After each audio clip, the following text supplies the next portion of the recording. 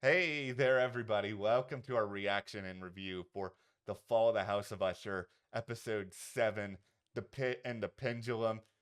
You thought you could go away, Roderick Usher. None too fast. You shall live despite whatever you may try to do. What very interesting end of this episode. Very interesting setup for Episode 8, the finale, where, Mhm. who knows how they're going to tie all this together. Yeah, I mean, it was really interesting, this idea of, Roderick trying to do the right thing or escape all this or stop all this himself, and then he's brought back to life by Verna to be like, "Oh, no, no, no, no. You don't get to sort of like escape this easily. Like, I'm coming for you as well," sort of thing. That it's like it reminds me of a couple episodes ago where Roderick was deciding, should I use a knife? Should I throw myself out the window? Like, what could I do to stop all this? And now all of his children are gone. All of them are gone. So it's like, is Verna coming after anybody else? Like, if Roderick does this and he's able to actually stay dead, does it stop? All of his children are gone. Who's left, sweet Lenore? Into the world together, out of the world together, or there is Mm-mm-mm-mm. no deal. That Mm-mm-mm-mm. that's the line, everybody. That's the thing, that something is gonna happen in this finale that justifies and explains all of it. I think the big question is, who does together really mean? Who does together apply to? Like, we have not seen the terms of Berna's contract. No, we haven't, but man, Madeline really tried to renegotiate that. And, you can't renegotiate with the devil. Like, Verna is clearly either the devil or somebody working for the devil at this point. I mean, that poem really was like, as she had told Madeline, I was like, oh, okay. Where Madeline's like, I thought you were going to give clarity. I feel like she did. It's a like that poem is a poem called "The City and the City" by, of course, Edgar Allan Poe, and of course somehow Poe would write something that would be perfectly applicable for this. I am controlling and I am all knowing and I am quite possibly working for the devil or are the Yeah. devil. Like, only this show and the warped mind of the creative team can all of this both make sense and not give us all of the answers yet. We'll do our best to sort of explain where everything could be going moving into the finale, but we also have a lot to talk about here with Frederick Usher and Hmm. his inevitable demise at Yep. this point. Yep. But go ahead and hit that subscribe button so you guys don't miss our discussion all about this finale, which, if it is anywhere near as close as good as the rest of the season, I think we will be talking about it for a very long time. I really hope they can stick this landing because this show has been such a delight. And I know that that's an interesting word to use considering the dark nature of the show, but this show is just fantastic. So if they can stick this landing, this will easily be one of Netflix's best shows that they've ever come out with. Yeah, I it's this episode, it had so many great individual moments. Like, I will say this as sort of a slight criticism, that this is the first episode where, to me, I feel like the idea in my head for how Frederick was going to die was more exciting than what the show actually did. And I'm Mhm. not sitting here being like, I always have better ideas than the creative team, because I feel like every other episode, what they did was so much cooler than whatever I would have thought of. But Mhm. I think I had already said this in one of the other videos. I wanted mummified Morrie to like find a way to completely do away with Frederick, like roaming around. And I don't know, maybe it's just like I love the mummy and I was just hoping for something like that. I just, having her more directing and actively involved in it would have been a lot more exciting for me. This is okay. This is my hot take on this, Okay. where I know probably not everyone's going to agree with me on this because Maury, I get the feeling that the show is trying to make people feel sorry for Maury. And, what Frederick is doing to her, he shouldn't be doing this to her. I'll say that straight Mhm. out. It is not for Frederick to decide what the punishment is for what Morrie decided to do. Her punishment already came in. Yeah. Like, she decided she was not only going to step out on her husband, lie to him and her daughter, go to this very specific type of party that I'm not going to repeat here. We all know what kind of party it is. Mm-hmm. Where she was absolutely going to cheat on her husband, which is one of the worst betrayals you can have in a marriage.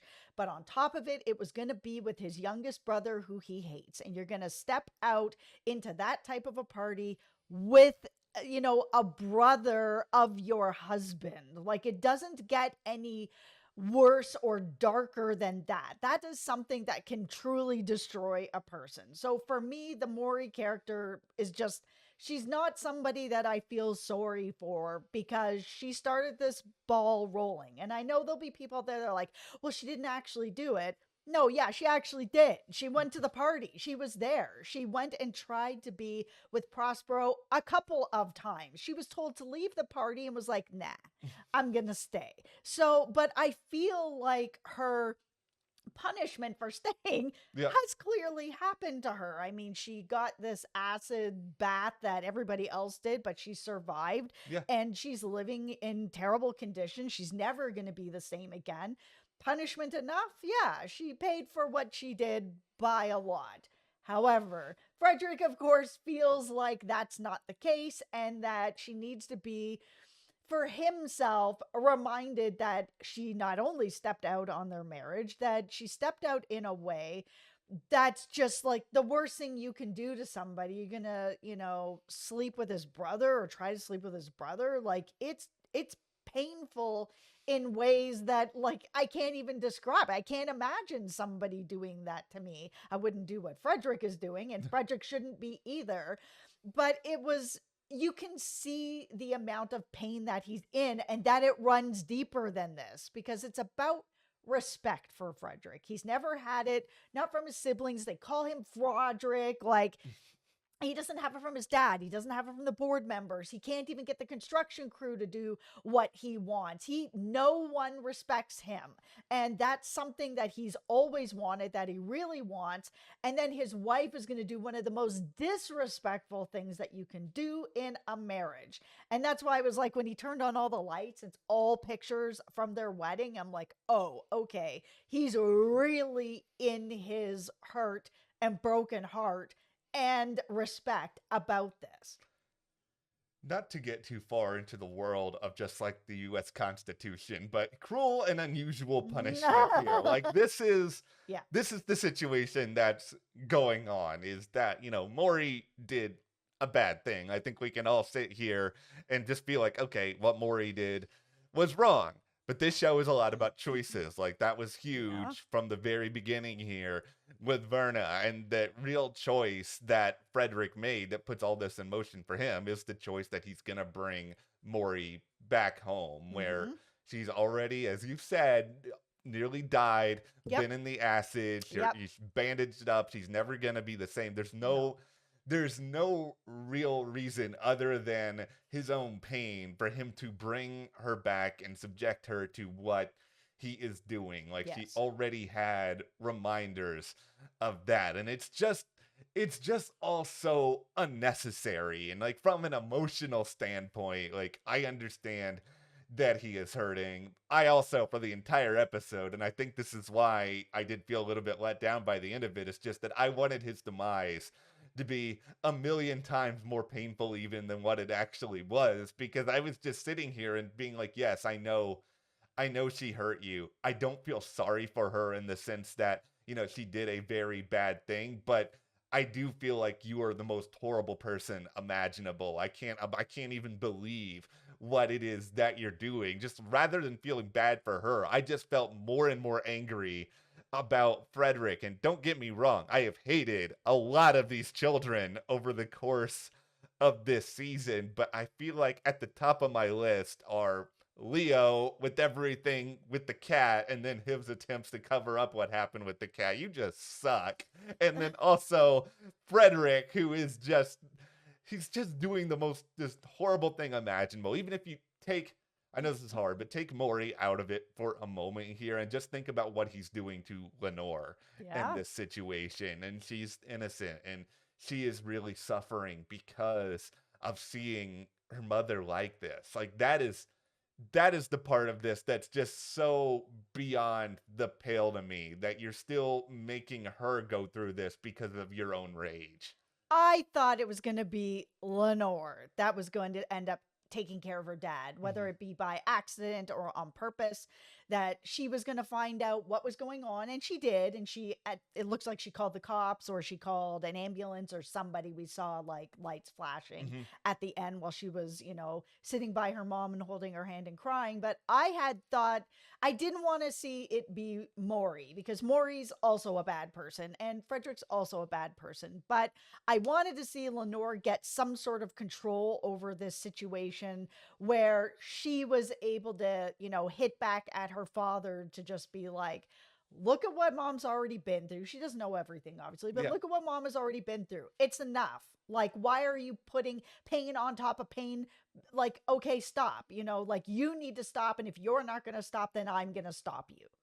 It I think they could have done a lot of specific things with Morrie or Lenore that would have been more at least emotionally satisfying than what they ended up doing to Frederick at the end. Yeah, sure, we had this line from Verna where she's just basically like, "Oh, I needed to be more directly involved in what's going on here." And yeah, obviously Frederick had this coming. Something really terrible was going to happen to him, and maybe there might be some people who feel like, okay, story wise, this is a really good death because it's happening in the same spot as everything that happened with Prospero. It's Full very, circle. yeah, like I understand the story significance behind what we're seeing, but this show, it is horror, and there have been a lot of horror shock value moments, and you just compare like the actual shock value of what happened to Frederick. Even if we're just think about Tammy in this past episode and how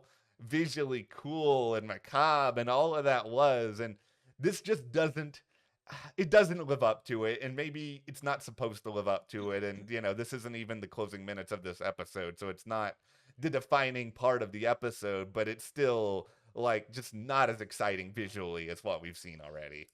No, it isn't. It's hard to have the Frederick episode back up on the Tammy episode, Yeah. which then also backed up on the Vic episode, which was the best episode of the season. I mean, those two episodes were just like, they were great. They were 10 out of 10, like these deaths. And so to see sort of what he's going through, I mean, yeah, there was the nice circle that he was back Hmm. at where Prospero had died and he's going to die there too. And he's dying because he took the paralytic that he was giving to Morrie. So some of that karma's come back to him. Like it's all sort of coming back. But, yeah, the swinging of, the debris and, cutting him open, I was kind of like, it wasn't visually as macabre as some of the other stuff that we had seen. I think I expected more because it's Frederick, Hmm. someone that like I think a lot of us have just not liked since the beginning. Like he's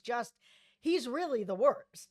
Yeah, and even from a Poe perspective, like the pit and the pendulum, it felt like a part of it was very on the nose, a part of it, the connection to the source material wasn't as strong as some other ones, and it's just, I mean, you are obviously comparing this to something like the Black Cat, which are the Telltale Heart, which are just like Mm. really, I think, iconic, super memorable visual works from Poe, and there is still a lot of good Poe DNA in this episode. Don't get me wrong. It's just that the real significance at the end of the day is they just needed to get all of Roderick's children off the board at this point so that they could move into and establish what the end game is going to be here with Verna. Yeah, because it is sort of the into the world together, out of the world together deal where we know that Madeline has sat down with Pym and was basically like, listen, Roderick's done. Like, I love my brother. Yeah. He's built this empire on pills.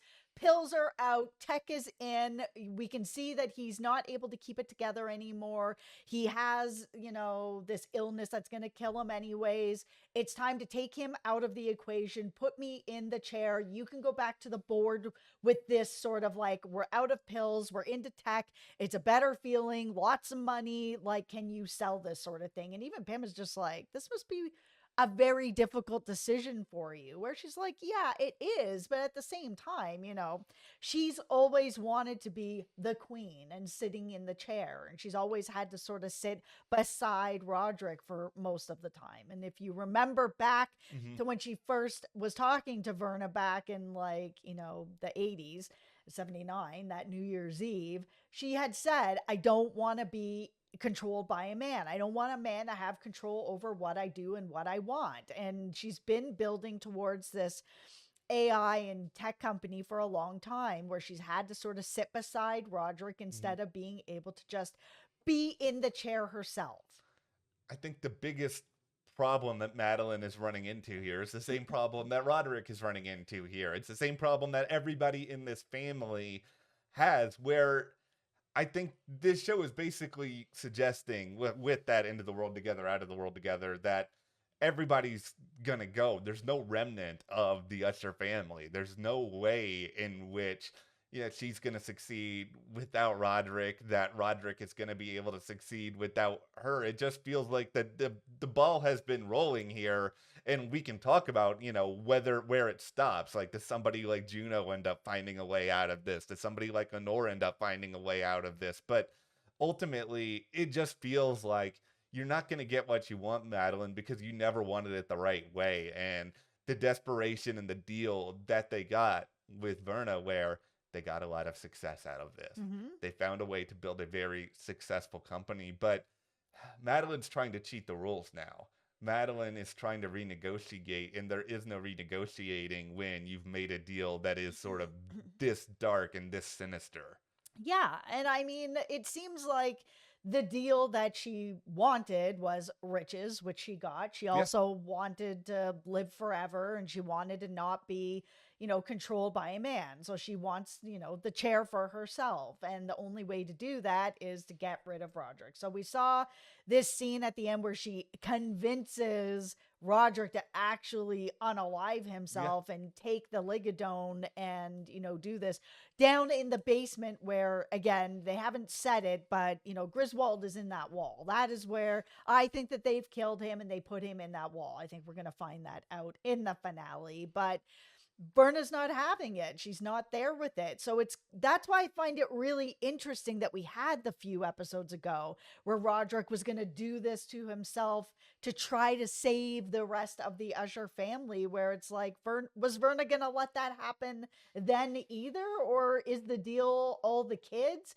I really want to know what the details are of this deal. Like, I don't think we're going to get everything, because this show, it isn't going to give you everything. I just feel like it's not going to be laid out that way.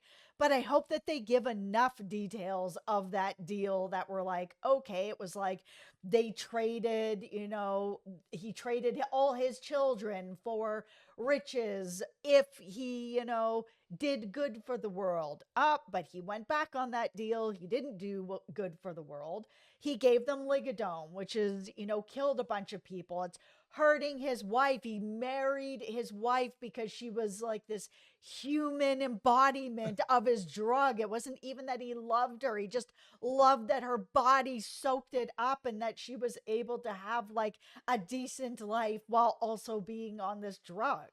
It's so messed up. It's so dark. It's really, really dark. You get out of there. Good for you. 3 years, you can do that standing on your head. Do it. Yeah, I know. It's just she's in such an awful situation. I'm gonna put a tinfoil hat on here as I talk a little bit about what's going on with Roderick at the end of this. Is he actually dead? Because I kind of wonder. I know Verna was like, "You're not gonna get off that easy." Maybe his physical form is gone. And maybe he is sort of, because we see him obviously moving forward within the series, and presumably he's having conversations with people. But is it almost a spectral form? Is he almost a zombie in this sort of way, where in bringing himself back to life, he has actually lost a significant part of himself. And Verna has him on a string at this point where she's just sort of controlling him like a puppet, where in order for him to actually find peace, there are specific things that he has to do, has to say, that conversation with Dupin, and sort of laying that out there, if that is sort of cleansing his body so that it can actually just finally disappear into ash or whatever else he's going to ultimately become in all of this. I know Poe's not always supernatural, as weird as that is to say, but that you can easily say there's a supernatural quality to him being back now. Is it possible that, Augie's been talking to Verna this whole time? She is a shapeshifter. And if Roderick really is dead and she's like, no, not so fast, she may be taking his form and is telling this story to Augie so he knows the truth, because Augie's an innocent in all Yeah. of this. He didn't, we saw what happened in the past. Roderick really screwed him over, ruined his life, like forever ruined his life Yeah. in a way that he never had to. And, but he did, and he made that choice. That this is a way for Roderick through Verna through Roderick, if that makes Yeah. sense, to actually give Augie some sort of a piece, and that's who he's actually talking to this whole time. Well, and that does bring up the question, is Verna all bad? And even if Verna Oh, yes. even if she is the devil, like, if you're not making a deal with Verna, and, if you're not going to her seeking something dark, like, is she going to do anything to anybody else? Like, we have to figure that out, obviously, depending on what happens with Lenore. Well, it sounds like Verna, sought them out. I mean, that bar didn't exist at the time that they allegedly went to it. So, I mean, they did something bad. We think that they killed Griswold, walled him up, and then ended up at this bar that doesn't exist, that Verna's in, being like, hey, let's wheel and deal. You want to make a deal? You want to live forever? Oh, you want riches? No problem. Can we have a Verna origin? I don't know if I should say, can we have a I Verna know, origin right? story? But, like, I want to know how she's, like, targeting specific people, if they have to have a certain threshold of darkness before they even get there. I will say, Yeah, like, because we've seen some of her clients.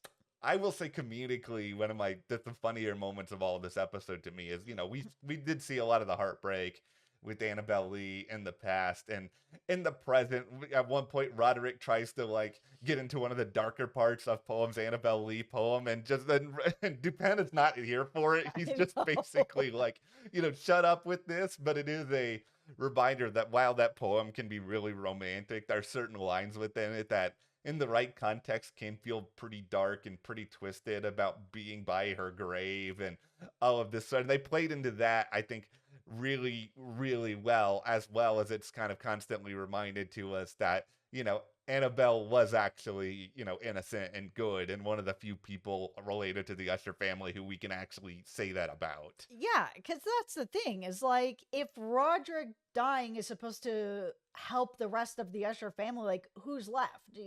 Madeline is left, but she's also made a deal with Verna, so who knows all the details of that deal. Juno is gone, and we're Yeah. left with Lenore and Morrie, and these are really kind of the few people that are left. There just isn't anyone really left to protect at this point. Was Verna ever going to come after Lenore? I don't think so. I think the big question I'm sort of wondering now is this now about just protecting the rest of the world? And I think that really comes down to what becomes of Fortunato in the event that everybody in the Usher family goes. Because there is sort of this modern story that they're telling about this pharmaceutical empire in the midst of all this that clearly has been doing some very shady things, that clearly have been giving people access to something that is very dangerous with how they're using it. So is a lot of this just going to be set up in the sense of, okay, the physical form of the Usher family is gone, and with that in mind, is Verna now opening the door for the company itself to suddenly crumble? I think there's a lot of interesting commentary they could say about that, and I think the hilarious part of all that then is that, oh boy, okay, should I say this or should I not say? Okay, is Verna actually the hero of the fall of the House of Usher, where she is actually going to shut down Fortunato and save a lot of other lives in the process? The devil is complicated. Like, what are you gonna do, right? Like, yeah, the devil's out there doing bad things and killing Yeah. people, but the Usher family have done a lot of bad things, and they were continuing to do a lot of bad things. And how was it ever gonna stop? It wasn't gonna necessarily be Madeline turning it into tech. I mean, she's done a ton of terrible Yeah. things. Like, do we even need to get into a conversation about what's happening with AI? Given what we've seen about Madeline Usher, she's probably going to create fake AI versions of real people and have them like go around and do whatever is her bidding. And, I did not think we would be getting into this having some deep conversation about like moral philosophy, but Hmm. what is the greater good in this world? Is it keeping as many people alive as possible, or is it trying to prevent deaths in the future? But in doing that, you also lose people who are currently alive. It is a weird discussion, but I think it's one the show wants us to be having leading into the finale. Absolutely. All right. Well, Also, it yeah. was really interesting to see Madeline take off her wig to reveal the same hair. uh, you- I found that really weird. Like when I saw her moving the wig, I was like, oh, okay, there's going to be some big reveal. Like maybe because one of the things she wants is to never age. And I mean, Mary, the actress playing her, I mean, she never ages. Like she's in her 70s. If I could look anywhere half as good as her at my age now, I would, make a deal with Verna. But having her take off her yeah. wig to reveal, her beautiful hair that looks pretty much exactly the same, except maybe a little bit of graying. I was just like, why would you wear a wig? Why wouldn't you just dye your hair? Your hair looks beautiful. Like it looks the same. I was just like, I don't get it. It's such a expression of her vanity where it's like she's concerned about things that maybe only her would notice, that nobody else would ever notice until you even brought up that moment, like maybe that her actual hair is a little bit gray. Or the thing I was sort of thinking a lot about is that meme of like the old man wearing a red plaid shirt who's opening a package and it's the same red plaid Yeah. shirt, and it's just like, okay, well, what's the point of all of this? But if it makes Madeline feel different, if it makes Madeline feel better, like that just explains and says something more about who she is as a person. Yeah. I'm excited for the finale. I'm nervous about how it's going to end, but Hmm. we will be here to talk about it soon. So hit that subscribe button so you guys do not miss our take on the Fall of the House of Usher finale. Thank you as well to our patrons for your support. We Thank you. really appreciate that. And we'll see you here next time.